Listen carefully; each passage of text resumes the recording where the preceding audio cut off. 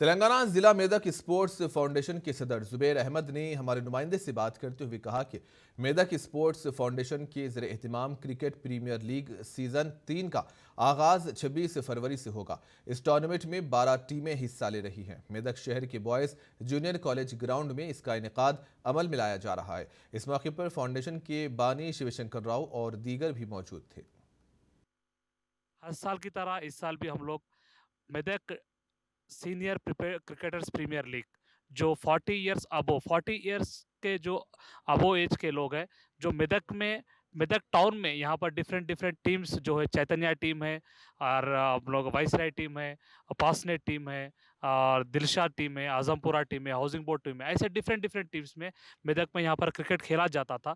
उन लोग को एक स्पोर्ट्स मीट के लिए लाइक 3 इयर्स बिफोर हम लोग ये टूर्नामेंट स्टार्ट किए। फर्स्ट सीजन, सेकंड सीजन, उस हर सीजन में हम लोग को जो एनकरेजमेंट मिला है, वो यहाँ पर बहुत ज़्यादा मिल रहा है।